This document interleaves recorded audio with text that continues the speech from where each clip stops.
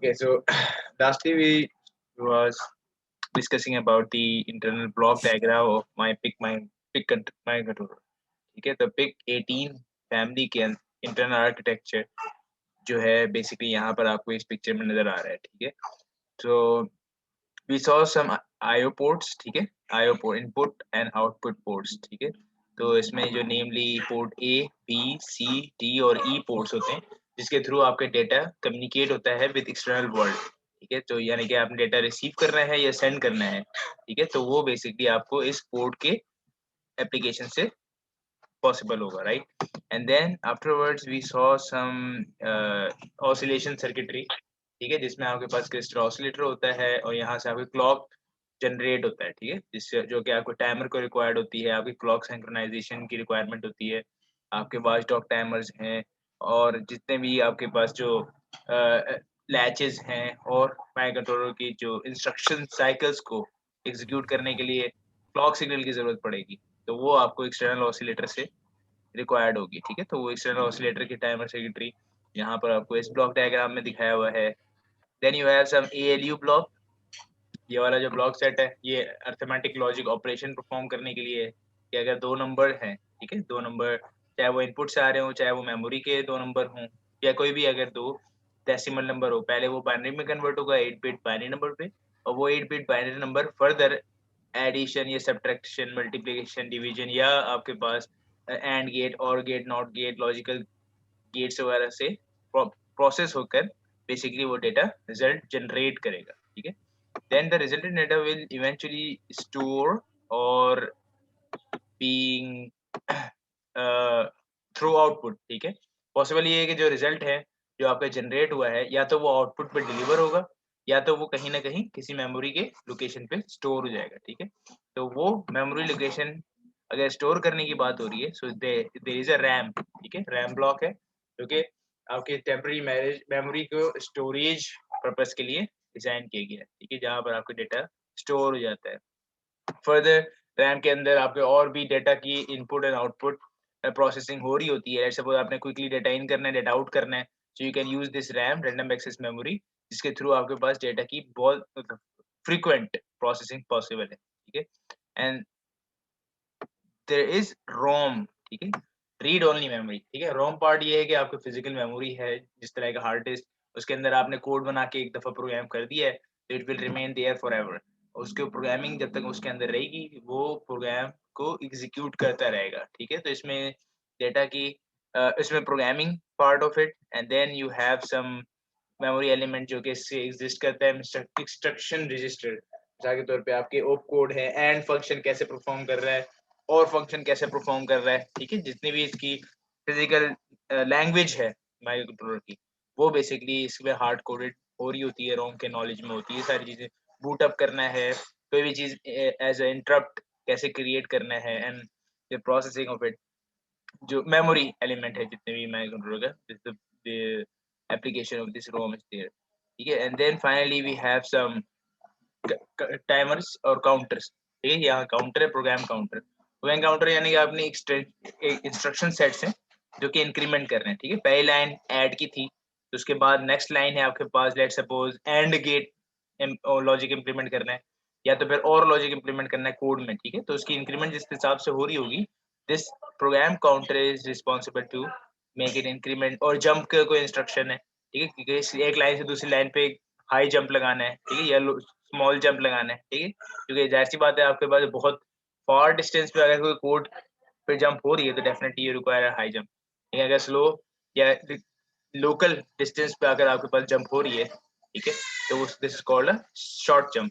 वो भी up side jump भी हो सकता है कोड में ऊपर की तरफ और कोड में नीचे की तरफ भी जंप हो सकता है. ठीक है, तो ये ताकि आप स्किप कर सकें some line of code of it जो कि आपको नेसेसरी नहीं है, तो वो भी पॉसिबल है. ये प्रोग्राम काउंटर उसका डिजाइन मतलब इसलिए यूज हो रहा होता है. ठीक है, इसके अलावा हमारे पास कुछ सेपरेट आईओ पोर्ट्स भी हैं जो कि special purpose design special purpose application के लिए यूज होते हैं. अब मिसाल के तौर पे आपके पास है यूएसबी. ठीक है, यहाँ पर यूएसबी लिखा हुआ है तो मैं लिटिल जूम करूँ. सो माइक्रो कंट्रोलर के साथ यूएसबी पोर्ट भी कनेक्ट हो सकती है. ठीक है, ये कंट्रोल एरिया नेटवर्क है। कैन बेसिकली आपके कम्युनिकेशन सिस्टम में बहुत फ्रीक्वेंटली यूज होता है। मिसाल के तौर पे I2C है, या आपका CCP कंट्रोल है, ये वाला CCP लिखा हुआ है, ठीक है। तो ये सारी चीजें के I2C है, UART ये वाला, इन सब के साथ ये कैन नेटवर्क की कंट्रोलिंग, इन सब के नेटवर्क की कंट्रोलिंग के लिए ये can control area network use हो रहा होता है, ठीक है। बहरहाल ये सारे जितने भी पोर्ट्स हैं ये स्पेशली पर्पस डिजाइन है कम्युनिकेशन के लिए, मोर लेस कम्युनिकेशन के लिए, कंट्रोल के लिए या कम्युनिकेशन पर्पस के लिए, सही, जो कि सोफिस्टिकेटेड एप्लीकेशन के लिए यूज किया जा सकता है, ठीक है। ये सारे यहाँ पर दिया है timer, timer 0, timer 1, 2 and 3। Basically ये टाइमर्स यूज हो रहे होते हैं आपके डिले क्रिएट करने के लिए। लेट्स सपोज मैंने आपको एग्जांपल दिया था कल भी कि आपके पास सिग्नल है, ट्रैफिक लाइट सिग्नल, ठीक है, और वो सिग्नल में आपके पास रेड लाइट ऑन हो 5 सेकंड के लिए, देन ग्रीन लाइट ऑन हो 3 सेकंड के लिए, एंड येलो लाइट्स ऑन हो 2 सेकंड के लिए, ठीक है। अगर आपने इसको डिजाइन करना है, definitely you will require these delays 3 second, 5 second, 2 second, ठीक है। वो कैसे आएगा? तो there are timers which able to produce this delays, ठीक है। तो उसको कोड में ये जो सॉफ्ट डिलेज क्रिएट करने के लिए आपके पास टाइमर की एप्लीकेशन या टाइमर की यूजेज अवेलेबल है, ठीक है। इसके अलावा ADC कन्वर्टर है, एनालॉग टू डिजिटल कन्वर्टर, ठीक है, जो कि आपके एनालॉग सिग्नल को डिजिटल में कन्वर्ट कर रहा होता है। Since micro controller is a totally digital device, एक माइक्रो कंट्रोलर की जो IC है, internally each and everything work in the digital form, यानी कि आपके पास जो बाइनरी या बूलियन अलजेब्रा में सारे के सारे प्रोसेसिंग हो रही होती है, राइट। सो अगर आपके पास कोई ऑडियो सिग्नल है या आपके पास कोई वॉइस वॉइस इन्फॉर्मेशन है, या आपके पास कोई बेसिकली एनालॉग सिग्नल है इन जनरल, ठीक है, साइनसॉइडल फंक्शन है, या आपके पास कोई सेंसर की वैल्यू है, या बेसिकली आपके पास कोई नॉइज है, ठीक है, जो एनवायरनमेंट में एग्जिस्ट करता है, these all are analog type of signals, ठीक है। एंड इनहेरेंटली जब भी आप एक कंट्रोलर को यूज करते हैं उसमें एनालॉग पार्ट भी होता है और डिजिटल पार्ट भी होता है, but analog part need to be converted into digital somehow, and that digital जो कन्वर्जन करने के लिए हमारे पास जो मॉड्यूल यूज होता है, this is called analog to digital converter, ठीक है। इसके लिए डेडिकेटेड पिन्स होते हैं, ठीक है, डेडिकेटेड पिन्स होंगे।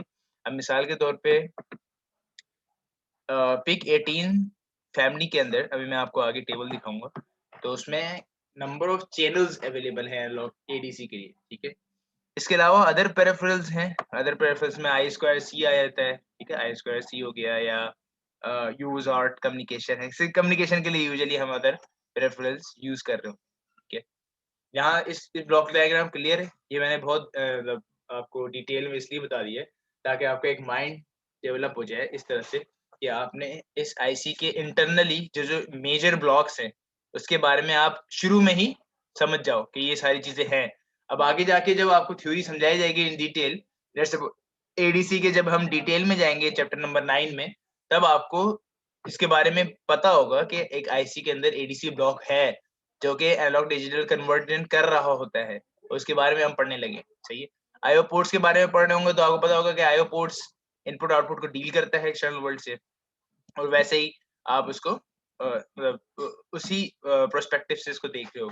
ALU के बारे में पढ़ने जा रहे होंगे तो आपको पता होगा ये अरिथमेटिक लॉजिक ऑपरेशन परफॉर्म करता है, तो वो एडिशन सब्ट्रैक्शन होगा या लॉजिकल ऑपरेशन होगा, तो आपको इससे काफी देखिए प्री नॉलेज की वजह से काफी आसानी हो जाएगी, ठीक है। ऑसिलेटर के बारे में जब पढ़ने जाएंगे तो आपको पता चल जाएगा कि क्रिस्टल ऑसिलेटर सिंक्रोनाइजेशन के लिए होता है, और जितने भी किस्म की जो काउंटर्स या टाइमर्स हैं उसकी साथ ये क्लोजली लिंक्ड होता है, ठीक है। तो ये सारे रैम और रोम के बारे में भी आपको बता दिया मैंने कि भाई रैम जो है वो बेसिकली रैंडम एक्सेस मेमोरी है, बहुत फ्रीक्वेंट डाटा प्रोसेसिंग के लिए यूज हो रहा होता है डेटा, और इसमें बेसिकली आपके पास स्पेशल पर्पस रजिस्टर भी होते हैं जिसको हम बहुत डिटेल में देखेंगे अभी। रोम में इतना ज्यादा मतलब मेमोरी बैंक से और कुछ भी नहीं, रोम में आपके पास एक बहुत ह्यूज स्पेस या ह्यूज कंटेनर है जिसमें 2 MB का, ठीक है ना, अप टू 2 MB का आपके पास डेटा है, ये KB है रैम, अप टू 4 KB, ठीक है। लेकिन जो रोम है वो अप टू 2 MB, यानी कि इट्स अ ह्यूज कंटेनर, सही है, और वो उसमें आपके पास बहुत ज्यादा मेमोरी स्पेस अवेलेबल है ताकि आप कोड को प्रोग्राम करें और उसके अंदर स्टोर करा दें, ठीक है। तो ताकि जब भी IC लोड हो तो प्रोग्राम को वहां से लोड करके अपने प्रोसेस में यूज कर सके, ठीक है। तो हम इसको फ्यूचर में देख रहे होंगे इसी तरीके। यहाँ तक कि सबको क्लियर है? कोई क्वेश्चन है अभी तक तो पूछ सकते हैं आप। So far so good?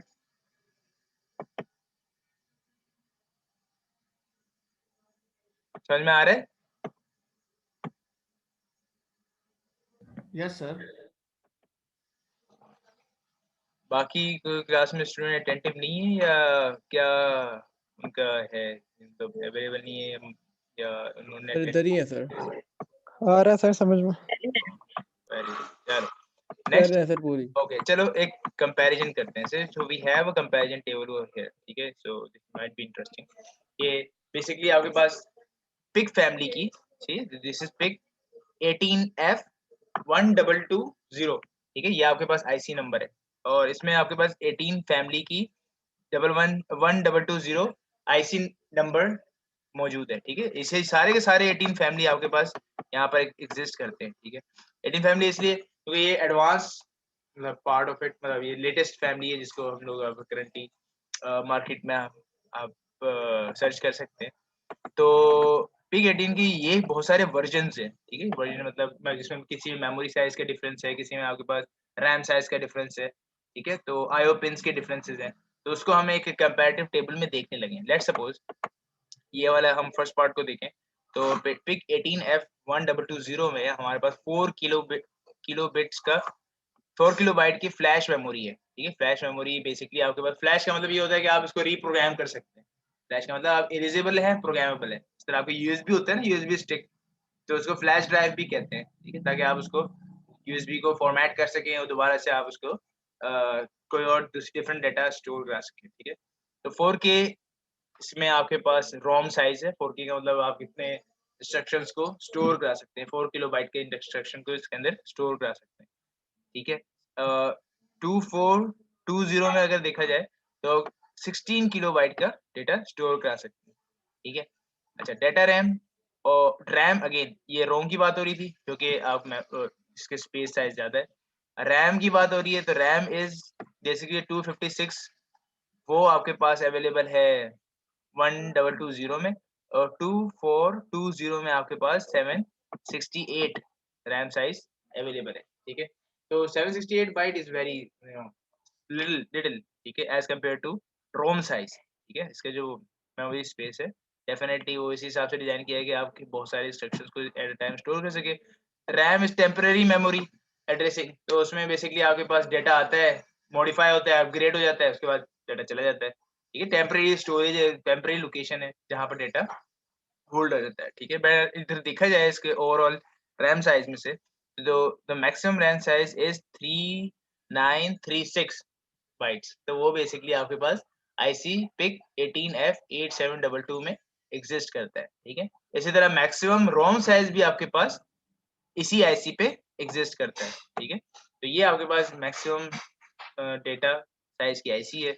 इसी तरह आपके पास यहाँ पर electrically erasable and programmable Rome, EEP रोम का मतलब ये है इलेक्ट्रिकली इरेजेबल एंड प्रोग्रामेबल रोम, ठीक है। ये भी आपके पास रोम के ही पार्ट है, ये रोम, ये वाला, सही। इसमें कोई एडिशनल रोम होते हैं जो कि मैंने बताया था कि मेमोरी स्पेसिफिक होता है, जिसके स्पेशल पर्पस के लिए डिजाइन किया जाता है, जिसमें इंस्ट्रक्शंस हैं और सारे जो जनरल एप्लीकेशन के स्टोर किए हुए एलिमेंट्स हैं, जिसको जो कि आप लोग यूज मतलब जो कि सिस्टम यूज के लिए बनाया गया है, ठीक है। फिर आईओ पिंस हैं। आईओ पिंस को देखा जाए तो इनपुट आउटपुट पिन जो सबसे ज्यादा है अगेन इसी आईसी में, ठीक है, और सबसे कम जो है वो सबसे फर्स्ट आईसी में, ठीक है।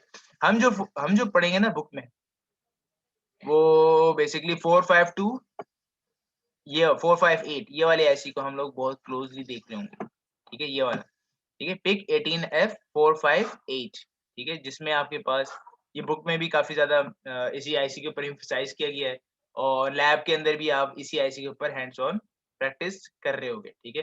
पिक 18F458, तो 32 किलो बाइट का आपके पास में मेमोरी साइज है, और रैम साइज में 1536, ठीक है, ये आपके रैम का साइज है, ठीक है। इसके अलावा आपके पास आईओ पिन इसमें 34 है, ठीक है। ADC analog to digital conversion सब में अवेलेबल है, ठीक है। एनालॉग टू डिजिटल कन्वर्जन जो पोर्ट्स है 10 बिट का सब में अवेलेबल है, सही है। टाइमर 4 है इसमें, ठीक है। और ये 40 पिन डुअल इनलाइन पैकेज पे टिप मतलब dual inline package, dual inline मतलब राइट और लेफ्ट आईसी के दोनों तरफ पिन निकले हुए, सही है।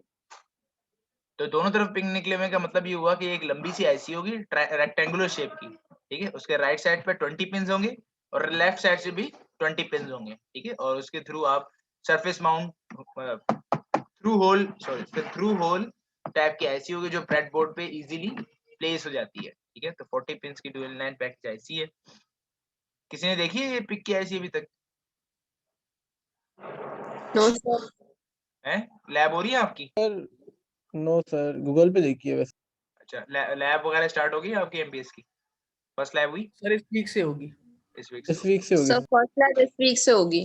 चलो ऑल द बेस्ट। कब है? आई गेस कल है ना, वेडनेसडे को है फर्स्ट लैब। सर कल है। यस सर कल है। चलो we will discuss later on कि आपकी लैब कैसी हुई है।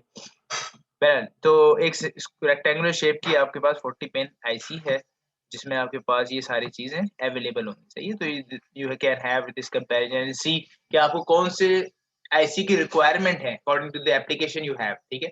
अब मिसाल के तौर पे आपको सिर्फ एलईडी ब्लिंक कराना है, सिर्फ एक एलईडी को ऑन ऑफ कराना है आफ्टर एवरी 1 सेकंड, ठीक है। एक आपने एलईडी ब्लिंक के एल्गोरिथम बनाया है जो कि 1 सेकंड के बाद ऑन ऑफ होता रहे, तब आपको 40 पिन की आईसी की शायद जरूरत ना हो, इतनी बड़ी आईसी की, सही। You are good with this, ठीक है। ये सिंपल सी 18 पिन की आईसी भी आपके लिए इस टास्क को परफॉर्म करने के लिए सूटेबल है, बल्कि मोर देन इनफ है, सही है। कि आपने सिर्फ एक एलईडी नहीं, आप 10 एलईडी को एक साथ एक सीरीज में लगाकर या आपने बेसिकली सीक्वेंस में बनाकर भी ऑन ऑफ कर सकते हो कि अल्टरनेट कि पहली ऑन हो, पहली ऑफ हो जाए तो दूसरी ऑन हो जाए, दूसरी ऑफ हो तो तीसरी ऑन हो जाए, तीसरी ऑफ हो चौथी ऑन हो जाए, चौथी of and so on so fourth, ठीक है। ये टास्क भी आपको परफॉर्म हो सकती है अप टू 10 एलईडीज या बेसिकली 15 एलईडीज भी पॉसिबल है, ठीक है, बिकॉज इसके डिप के रेंज में, सही है।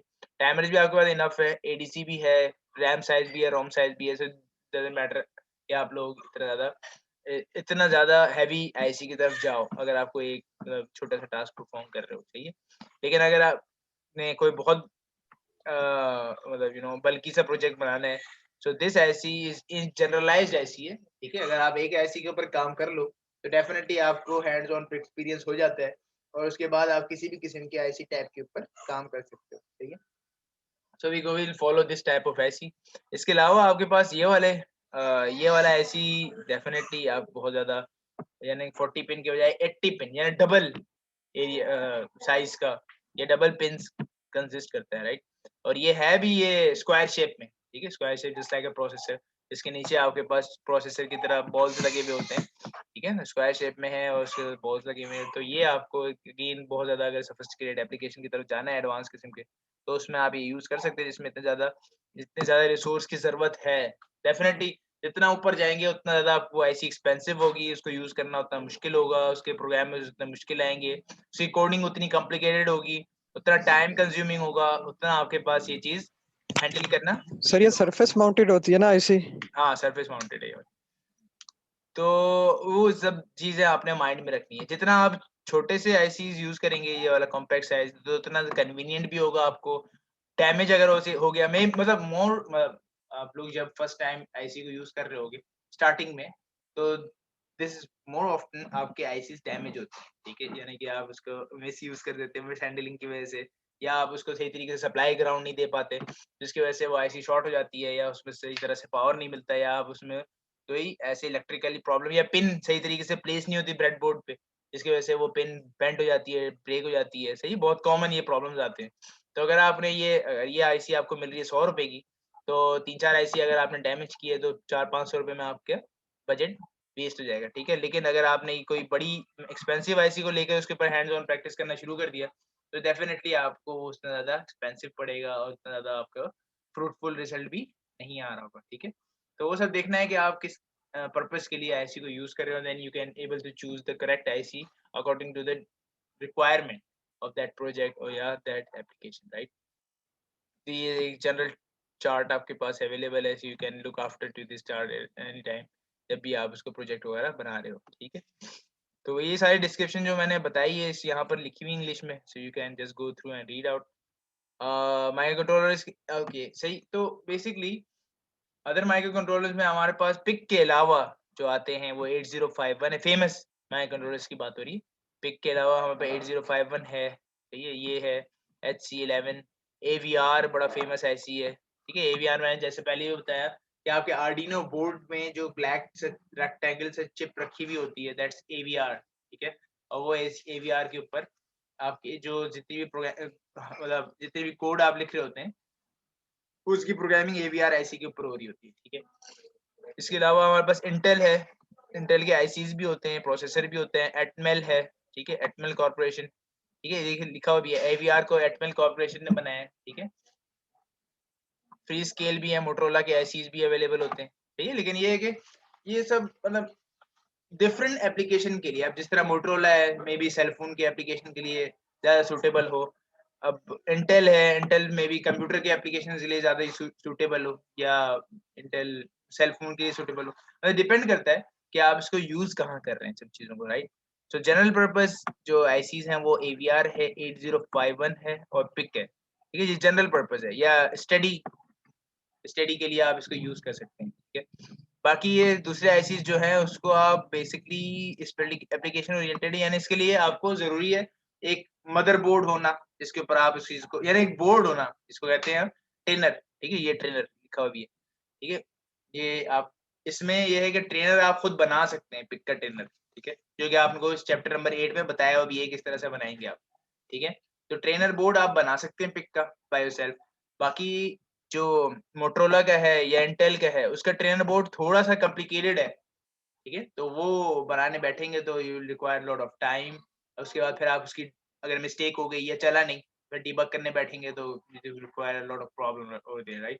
तो AVR 8051 या पिक के ट्रेनर बोर्ड भी बनाना आसान है, क्योंकि ट्रेनर बोर्ड के बगैर IC चलती नहीं है, ठीक है। उसको बहुत ज्यादा मतलब उस IC को लगाएंगे एक प्रॉपर्ली प्लेस करके, उसमें आपने एक क्रिस्टल ऑसिलेटर लगाना है, उसके साथ आपने कैपेसिटर्स लगाना है, सप्लाई प्रॉपर्ली देनी है, ग्राउंड प्रॉपर्ली देनी है उसके पिन में, जैसे जैसे आप उसकी रिक्वायरमेंट है।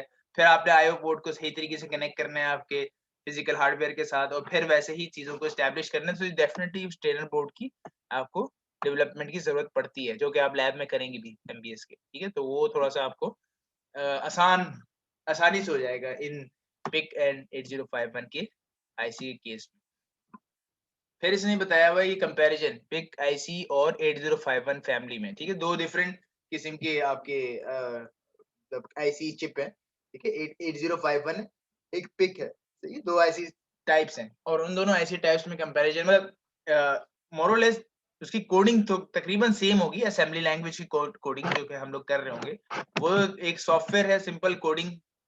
वो जो सॉफ्टवेयर आप कोड करेंगे वो पिक पे भी चलेगा, वो 8051 पे भी चल जाएगा, क्योंकि आपके पास जो हार्डवेयर के ड्राइवर्स है वो सॉफ्टवेयर में होता है, ठीक है। ड्राइवर्स जो है वो सॉफ्टवेयर में होता है। मिसाल के तौर पे मेरे पास HP का लैपटॉप है, ठीक है, HP का लैपटॉप है, उसमें मैं डेल का माउस लगाऊंगा या डेल का कीबोर्ड लगाऊंगा तो वो चल जाएगा, तो ड्राइवर उसमें इंस्टॉल हुआ है, ठीक है। HP का लैपटॉप और HP का कीबोर्ड तो चलेगा ही चलेगा।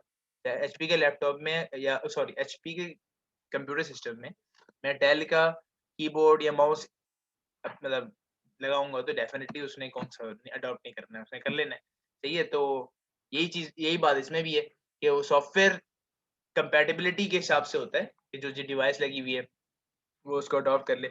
अब ये अलग मसला है कि आईफोन में ब्लूटूथ नहीं होता, ठीक है, वो अलग मसले हैं, उसके बारे में हम बाद में डिस्कस करेंगे। तो वो लेकिन इन जनरल सारे सॉफ्टवेयर जो होते हैं वो अडेप्टेबल होते हैं, सही, अडेप्टेबल होते हैं, एक दूसरे टेक्नोलॉजी को अडॉप्ट कर लेते हैं। लेकिन हार्डवेयर के इंटरनल आर्किटेक्चर डिफरेंट होता है। मिसाल के तौर पे 8051 का हार्डवेयर का इंटरनल आर्किटेक्चर पिक के 18 फैमिली से काफी डिफरेंट होगा, सही है। मतलब ये कि मिसाल के तौर पे यहाँ लिखा हुआ भी है क्या, रोम जो है मैक्सिमम स्पेस जो है 64 किलो बाइट्स का है इसमें 8051 में, लेकिन पिक में 2 मेगाबाइट का है। तो मतलब ये देखें काफी स्पेस अवेलेबल है पिक में, काफी ज्यादा आपके पास फैसिलिटी रोम मतलब कोड करने की वैरायटी अवेलेबल है आपके पिक में, ठीक है। यहीं से पता चल रहा है कि आपके मेमोरी स्पेस काफी डिफरेंट है और एडवांस्ड है पिक, ठीक है। डेटा रैम भी आपके पास काफी ज्यादा है, 2 किलोबाइट का है। टाइमर्स आपके पास 4 हैं और आईओ पोर्ट भी 32 33 मतलब क्लोज ही है, और सीरियल पोर्ट भी इसमें एग्जिस्ट करता है दोनों में, ठीक है। तो कम्युनिकेशन के लिए भी सीरियल पोर्ट कम्युनिकेशन के लिए यूज होता है नॉर्मली, ठीक है। IO port input output physical word के साथ कनेक्ट करने के लिए पोर्ट्स एक्सटर्नल पोर्ट्स होते हैं जो कि यूज हो रहे होते हैं, ठीक है, आपके हार्डवेयर के साथ। टाइमर्स हैं, बट द पॉइंट इज आपके ये जो चीज है मेमोरी साइज रैम और रोम की, वो सिग्निफिकेंटली ज्यादा है in PIC as compare to 8051 technology. तो ये आपको इस टेबल से कंपेयर करके दिखाया गया, ठीक है। यहाँ तक किसी को क्वेश्चन है? No sir. ये समझ में आ रहा है सबको?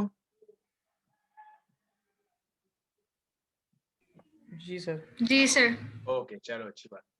चलो अब हम नेक्स्ट चैप्टर की तरफ जाते हैं, मतलब थोड़ा सा ओवरव्यू लेते हैं नेक्स्ट चैप्टर पे before going to more detail. तो जब आप कोडिंग करते हैं ना, जैसे मैंने आपको बताया कि आपने एक कोड सेट ऑफ कोड लिखा है सॉफ्टवेयर पे, और वो कोड प्रोग्राम हो गया आपके आईसी के अंदर, ठीक है। अब आईसी में क्या प्रोग्राम हुआ था, 2 + 3 = 5 आपने ये कोड किया, ठीक है।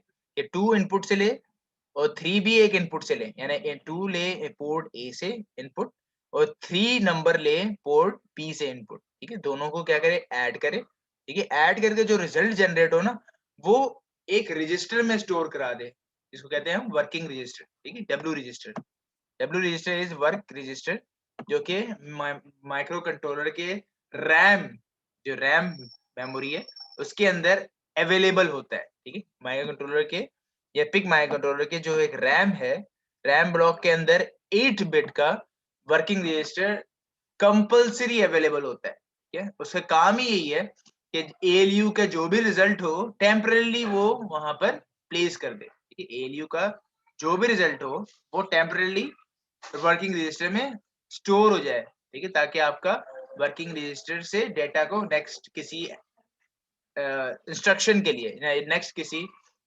यूजेज के लिए वहां से दिया जा सके, ठीक है। The point is working register is very famous and very much frequently used register in RAM block, ठीक है।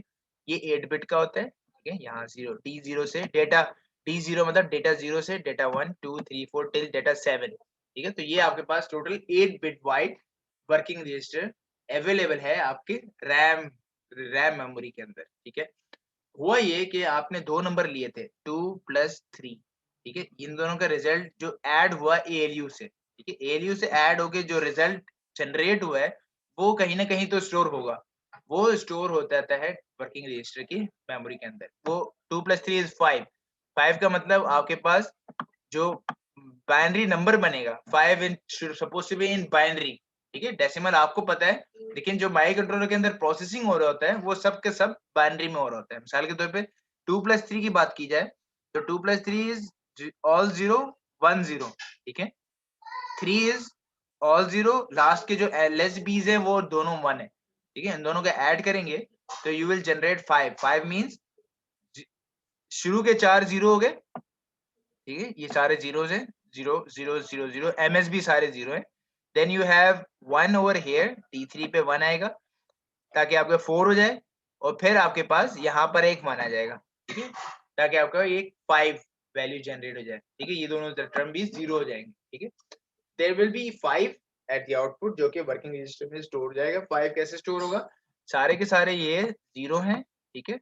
D7 से D4 तक, देन D3 हाई हो गया ताकि आपके पास 4 हो जाए एक जनरेट, और फिर आपके पास D0 एक हाई हो गया ताकि वो 4 + 1 गिव यू 5 इन बाइनरी, और ये दोनों 0 है, ठीक है। तो ये आपके पास बाइनरी नंबर के फॉर्म पे 5 जो है वो स्टोर हो चुके हैं आपके वर्किंग रजिस्टर। वर्किंग रजिस्टर का समझ में आया आपको तरीका? Yes sir. ठीक है, तो एक लाइन ऑफ कोड देखते हैं। अब मिसाल के तौर पे ये एक आ गया, हाँ ये चाहिए। अब एक इंस्ट्रक्शन है, नंबर 1 इंस्ट्रक्शन मूव LW, ठीक है। मूव LW का मतलब ये है कि मूव करो, यानी कि मूव करो, नॉर्मल मूव की बात हो रही है। L is for literal word, ये देखो लिटरल का लिखा है, इसका लिटरल का मतलब कोई नंबर, कोई डेसिमल नंबर, ठीक है, कोई ऐसा नंबर, कोई वैल्यू, इंटीजर, ठीक है, लिटरल मतलब कोई इंटीजर नंबर, ठीक है, integer value into working register W, ठीक है। मूव LW मतलब move a number in working register, ठीक है, या वर्क रजिस्टर। तो यहाँ लिखा हुआ भी है move literal value K into work register, ठीक है। अगर मैं लिखूं मूव LWK, ठीक है, अब मैं K की जगह पे, जाहिर सी बात है लिटरल वैल्यू की बात हो रही है, वैल्यू की बात हो रही है, मतलब K suppose to be a integer, ठीक है, और इंटीजर का क्या वैल्यू होना चाहिए, 0 से लेकर 255 तक, ठीक है, इन डेसिमल, ठीक है। K is an 8-bit value, can range from 0 से 255 इन डेसिमल, या हेक्साडेसिमल में अगर लिखें तो 00 से FF तक इन हेक्साडेसिमल, ठीक है। तो वो आपके पास वैल्यू है जो कि मूव हो जाएगी from your number two working list, ठीक है। तो इस तरह से आप बेसिकली लोड करते हैं अपना कोई भी desired value inside your working register, ठीक है, ये वर्किंग रजिस्टर के। अब आप लेट सपोज K की जगह पे 25 हेक्स रखेंगे, जिस तरह इसने यहाँ किया है 25H, ठीक है। 25H का मतलब ये है कि आपके पास अब हेक्साडेसिमल वैल्यू जो 25 है वो पहले कन्वर्ट होगी बाइनरी में, ठीक है। तो कैसे करेंगे हेक्साडेसिमल वैल्यू को बाइनरी में कन्वर्ट, कोई बताएगा?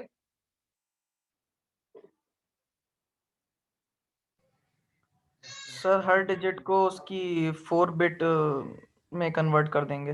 हाँ, तो मैं तो सिंपली एक कैलकुलेटर पकड़ता हूँ, ठीक है, उसमें आपके पास ऑप्शन होता है हेक्साडेसिमल और बाइनरी का, ठीक है, आपको बेस एन की तरफ जाए तो हेक्साडेसिमल को 25 लिखेंगे और बाइनरी में कन्वर्ट करें तो आपके पास सीधा सीधा नंबर आ जाता है विच इज 00100101, ठीक है, ये 8 बिट का नंबर आ जाता है, ठीक है।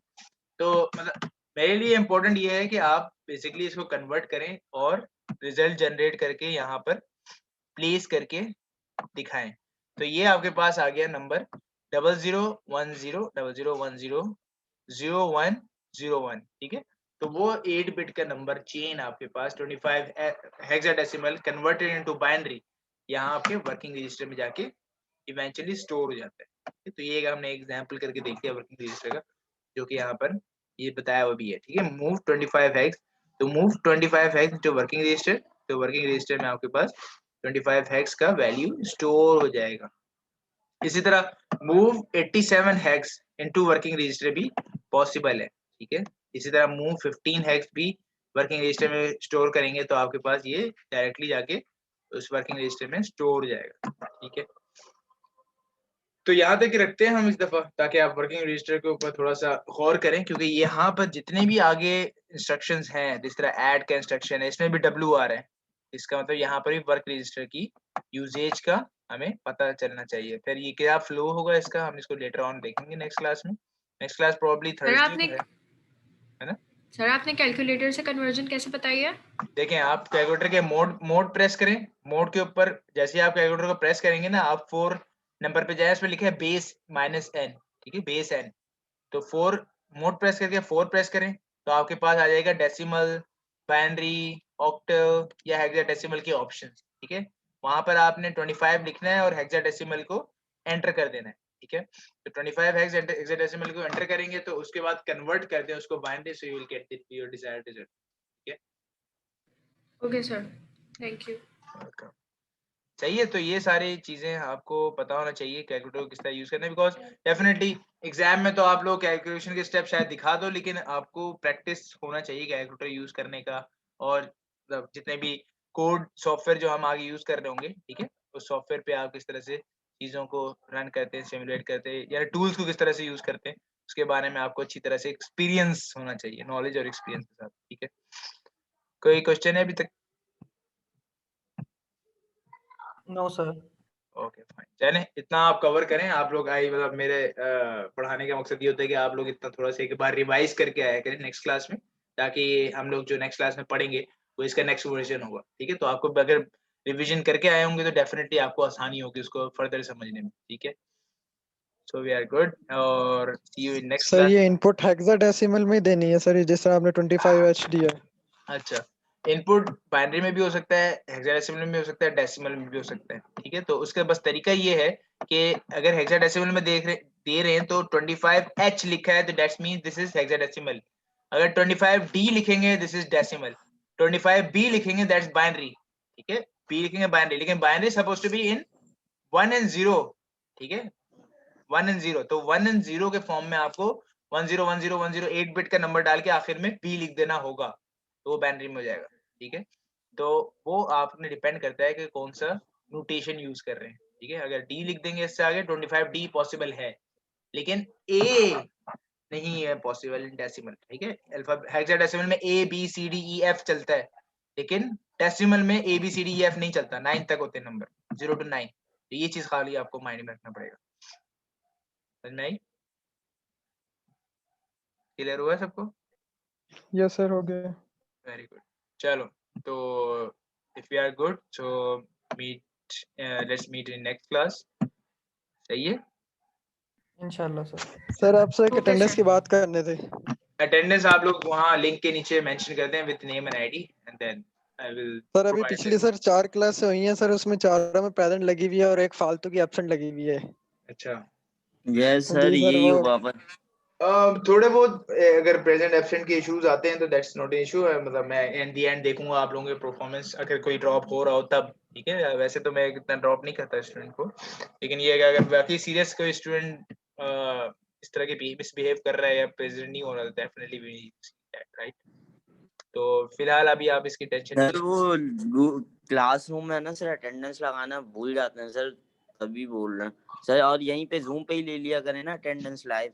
मतलब वो मुझे मुश्किल हो जाता है फिर उसको रिकॉर्ड करना, फिर प्रोवाइड करना तारीख फिर उसके तारिक साहब उसे अटेंडेंस को अपडेट करते हैं, तो उनको वो भी कहते हैं कि ये मुझे टेक्स्ट करके दे दिया करो स्टूडेंट से लेके। मैंने कहा चलो ठीक है, ये ज़्यादा ईजी है, स्टूडेंट को भी ईजी होगा नेम एंड आईडी लिखने में, ठीक है। जल्दी जाएं, अभी लिखते, ठीक है। अभी आपके पास 2 मिनट है, ठीक है। मीटिंग टाइम का अभी भी 2 मिनट है। Just go there and Google classroom में नेम एंड आईडी लिखते। कितना टाइम लगता है? क्योंकि सर वो सारे टीचर्स ऐसे ही लेते हैं ना, तो फिर जहन में नहीं रहता, वो सर फिर जूम लिखना ही पे भूल ज्यादा जाते हैं। आसान होता है सर, वो नोटपैड में पूरी अटेंडेंस आ जाती है चैट रूम की। जूम पे जो रिकॉर्डिंग हो रही हो तो चलो मैं देखता हूँ, सही है। अगर तारीख साहब चल समझ में आ रहा होगा तो देख लियो। चलो ठीक है, टेक केयर। ओके।